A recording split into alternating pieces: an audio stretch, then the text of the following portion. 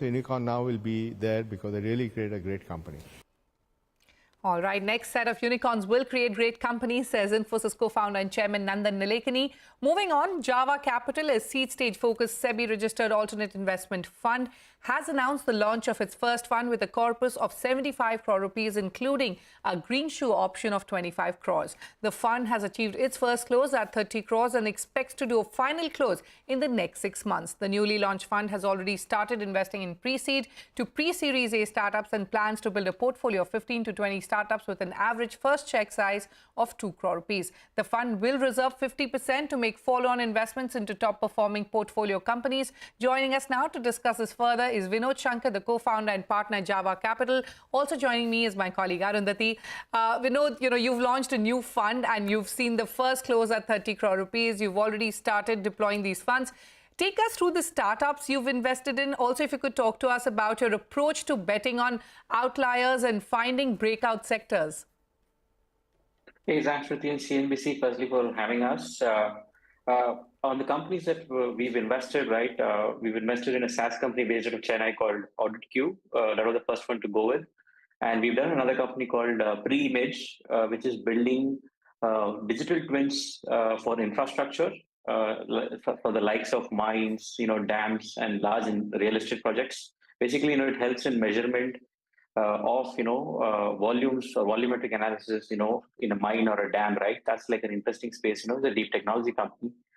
And we're doing a third one in the aerospace sector, which is building a long endurance drones with solar panels. This has potential applications for both defense and also in marine monitoring.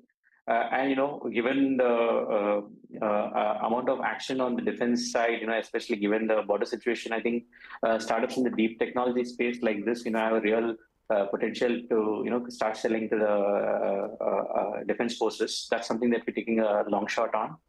And lastly, we are also investing, given the tailwinds that's coming through because of the China Plus One strategy, in a managed marketplace company, which will help in light engineering and the likes, so that manufacturing can be placed from outside India and India. Yeah. All right. Vinod, like I mentioned earlier, you're looking to invest in pre-seed to pre-series A funding. We've in fact seen a shift of money flowing into early stage startups versus later stages. What is the reason for this shift and what's the rationale of betting on companies in the early stages? No, I think, frankly, the mid-stage, there's money that's dried out. So what's happening is money is either shifted to public markets because it's cheaper, or is shifting downwards, towards pre-seed, seed, to try and get into companies very early, which I think is a strategy in most firms, to try and get into companies early because, that's when, you can get good ownership. And the fact that we only play this stage, right, is a great advantage. And this is a stage that we've been playing for some time now. That kind of provides incentives. But people who are shifting downwards, right, sometimes I also tend to think, it's an optionality that they're taking off so that if they perform well, they can go back and invest again into those companies. That's possibly what's happening in the ecosystem as we speak today. Yeah. All right, like you mentioned, hi, Arundathi here, by the way. You're focusing on sectors like deep tech, SaaS, enterprise tech, fintech, and sustainability. Can you tell me why you're betting big on these particular sectors, and which sectors do you think will see the most amount of funding? I think, we're going very long on deep technology companies like Agnikul and Sinler and ePlane, simply because, we see a very long-term story for deep tech coming out of India.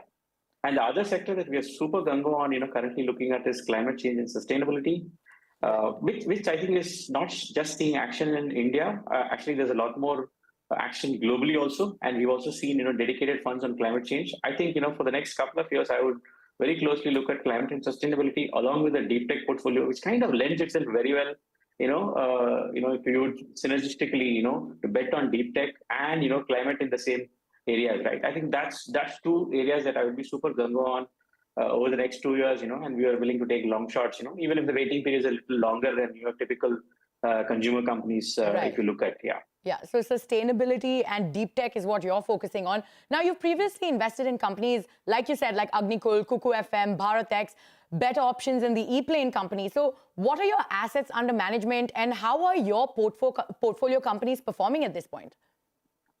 Our current assets under management are roughly under 5 million, given we are a pre-seed seed stage fund so far.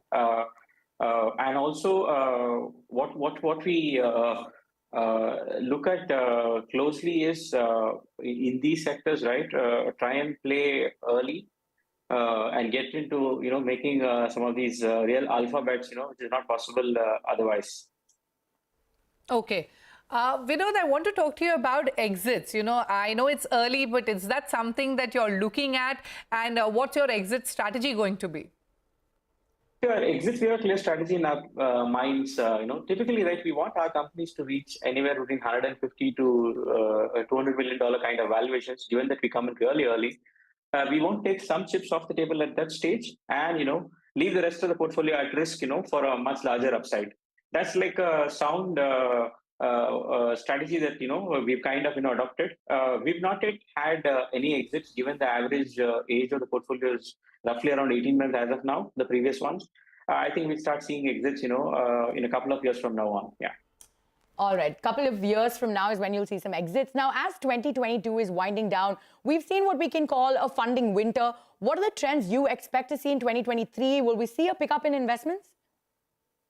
No, I expect the second half of 2023, we should expect to see a significant pickup in investments. And I also see, the pre-seed seed stages, still super active. The B and C might have, dried up, but, we see a lot of action at the pre-seed and seed stage even now. So I only expect, second half, it should start picking up even at the growth stages, so that, there's a lot more money for companies that we invest now as they grow into over the next 18 months, right? Capital should start coming through. That's what we are optimistic about, that the funding winter will not last, more than say, 18 months at the go. Yeah. All right, Vinod, that's good to hear, but we've completely run out of time. Many thanks for joining us on Startup Street today, and wish you the very best with this fund.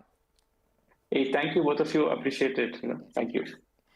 On that note, it is time for us to head into a short break. But coming up next, online meat brand Licious forayed into spices with the launch of specialty spice mixes to complement its chicken and meat products.